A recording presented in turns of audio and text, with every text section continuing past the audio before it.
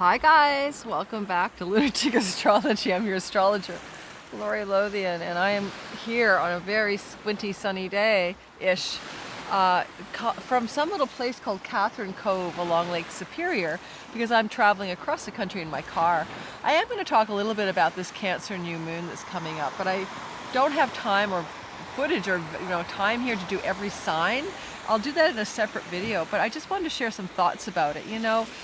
We've been through an interesting intensity of the last couple of months of the eclipses, and this is a time of almost a blessing or a sweet bit of grace that this moon is bringing in.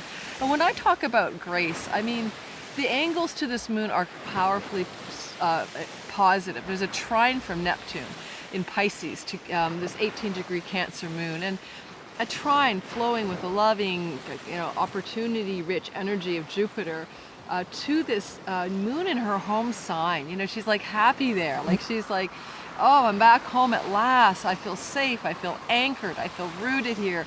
I feel cozy. I feel comfortable. That's the moon in her own sign, and joining with the sun, right? A new moon, a new beginning. And for each of us, it'll be somewhere in our chart. For me, it's in the house of health and work protocols, my 6th house. And when I do the all signs later on another video, you'll be able to look at how this will influence you. But Neptunian energy can be sometimes confusing, but in a trine, it's bringing inspiration, vision, higher imagination, flow, power of your own spiritual impulse, the impulse to unity consciousness and unconditional love, and a connection to the highest level of your own muse, towards this moon in this time frame. And so the new moon, you're going to feel it for the 2 weeks after, up to even a month till the next new moon. So keep that in mind. And we haven't had a sweet spot like this for a while. The eclipses of the last cycle from 2018 to 2020 through 2020 summer were eclipses in the Cancer Capricorn axis. And so now we have just a good old-fashioned regular new moon, not an eclipse, in Cancer.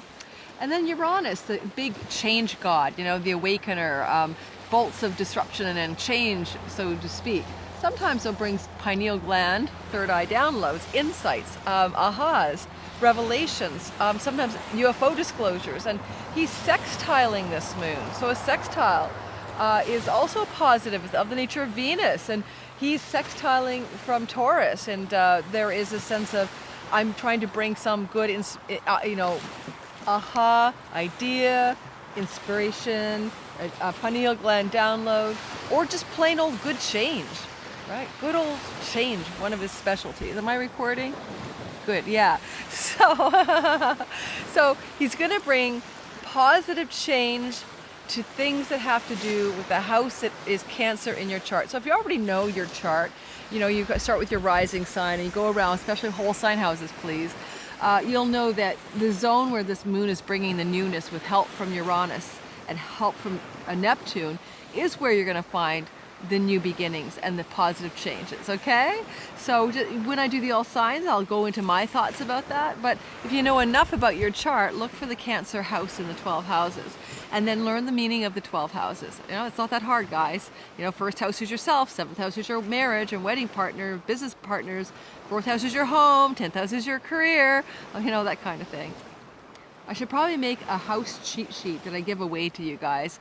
And maybe I'll do that soon, like the basic meanings of the houses cheat sheet. I actually have one for a class I taught. I should just give it away for free. So when I'm doing these kinds of things, you guys can maybe just download something to catch the wave. Oh my God, it's so beautiful here. So I guess that's all I want to say about this moon, reminding everyone that shortly after this moon, in about 4 or 5 days after, the moon on the 9th and 10th, depending on where you live, of July at 18 degrees.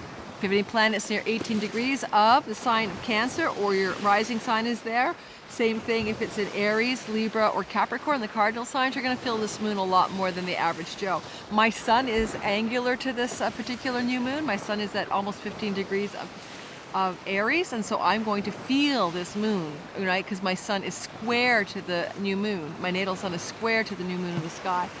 So pay attention to those variables as well. But again, as I said, I'll do the all signs when I have more bandwidth and my phone isn't just about, as it is now, to die. All right, can you believe it? I'm so lucky. We had a squall earlier that was effing sane. It was like a tornado almost. It was so dark and black. Now I'm just gonna go off and enjoy the water and maybe walk in it a bit. Bye guys.